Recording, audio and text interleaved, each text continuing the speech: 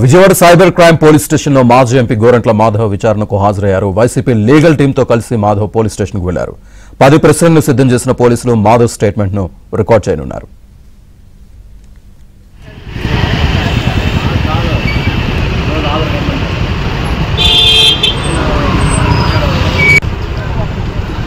सही बहुत भीड़ उंटू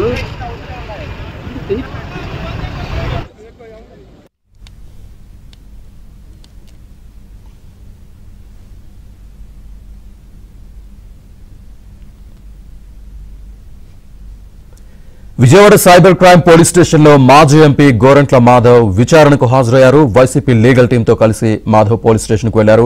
10 ప్రశ్నలను సిద్ధం చేసిన పోలీసులు మాధవ్ స్టేట్మెంట్ ను రికార్డ్ చేయనున్నారు. పూర్తి డీటెయిల్స్ మా కరెస్పాండెంట్ ప్రసాద్ అందిస్తారు. ప్రసాద్, వైసీపీ మాజీ MP Gorantla Madhav Vijayawada cyber crime పోలీసులు హాజరయ్యారు. ప్రధానంగా గత ఏడాది నవంబర్ లో ఒక కోర్టు కేసుకు సంబంధించి బాధితురాల పేరు బాధితుల ప్రపంచానికి చెప్తారంటూ ఆయనపై కేసు నమోదైంది. ఆ వాకిటి పట్ల దీనిపై ఫిర్యాదు చేయడంతో కేసు నమోదు చేశారు. ఆ సైబర్ క్రైమ్ పోలీసులు ఇటీవల ఆయన కలిసి నోటీసులు కూడా జారీ చేసి విచారణకు హాజరవ్వాలంటూ కూడా నోటీసులు ఇచ్చిన పరిస్థితి. అయితే నిన్న ఉదయం తన ప్రాంతం నుంచి బయలుదేరినప్పటికీ అందుకే పరిణామాల నేపథ్యంలో నాలుగే పరిణామాలతో ఆ భారీగా మంది మార్పాలంటే హడావుడి చేశారు. నిన్న సాయంత్రానికి సైబర్ క్రైమ్ పోలీసులు హాజరవుతారని భావించినప్పటికీ కూడా ఆయన అకస్మాత్తు తమ నిర్ణయం మార్చుకుని ఈ రోజు హాజరవుతారని పోలీసులకు సమాచారం ఇచ్చారు. అందులో భాగంగా ఇలా 1 గంటల సమయంలో ఆయన నేరుగా Vijayawada cyber crime police station వచ్చారు. ఆయనతో పాటు వైసీపీ లీగల్ టీం దాదాపు 10 మంది న్యాయవాదులు వెంటేసుకురావడంతో లోపలికి అనుమతించేందుకు పోలీసులు నిరాకరించారు. దీంతో వైసీపీ లీగల్ టీం న్యాయవాదులకి పోలీసుల మధ్య వాగ్వివాదంగా నడిచింది. తాము విచారణ చూసి నేపథ్యంలో కేవలం ఒకరిద్దరు న్యాయవాదులు మాత్రమే లోపలికి అనుమతిస్తాము తప్ప ఇంతమందిని తీసుకుని లోపలికి వచ్చేందుకు ఎటువంటి అవకాశం లేదని, అందులో ఆ నోటీసులో కూడా తాము కేవలం ఒక న్యాయవాదికి అనుమతిస్తామని కూడా పొందుపరిచినట్టు కూడా పోలీసులు కేసు చెప్పారు. కొద్దిసేపు వాగ్వివాదం తర్వాత కేవలం 2 మాత్రమే పోలీసులు అనుమతించడంతో మిగిలిన 8 మంది న్యాయవాదులు కూడా గేటు బయటకు వచ్చి వేచి చూస్తా ఉన్నారు. ఆ ప్రస్తుతం అయితే లోపల దాదాపు ఆ పోక్సో ఆ కేసుకు సంబంధించి ఆ రోజు ఆ బాధితురాల పేరు ఎందుకు ఇచ్చాల్సి వచ్చింది, వారి వివరాలు ఎందుకు ఆ గోప్యంగా ఉంచాల్సిన వివరాలు బహిర్గతం ఎందుకు చేయాల్సి వచ్చిందనే అంశాలపై దాదాపు 10 ప్రశ్నలు సిద్ధం చేసినట్టు కూడా చెప్తా ఉన్నారు.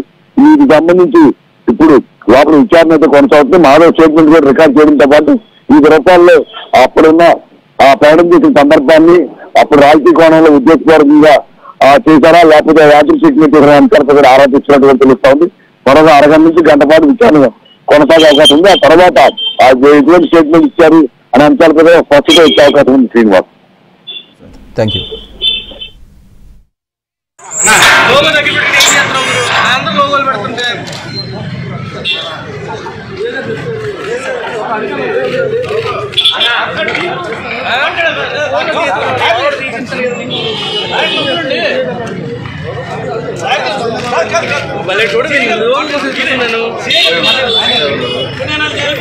నీకు లోపు నీ దగ్గర ఉందని నేను చూడలేదు.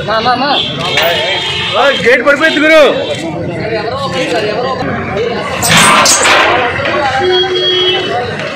అడ్వకేట్లు అడ్డుకుంటున్న police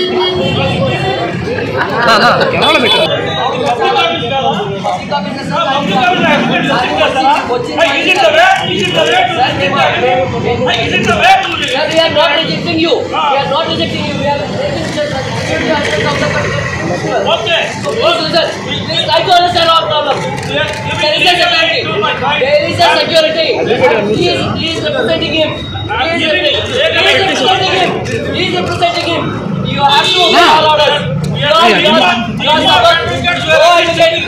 We are team of advocates. We are assisting you.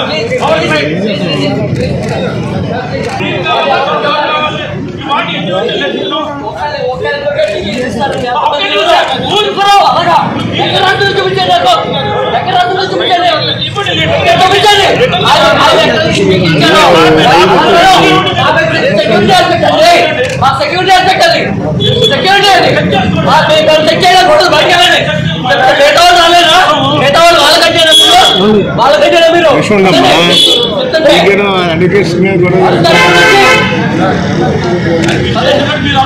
అవునండి అవునండి మరి కూర్చోవాలన్నమాట ఎవరైనా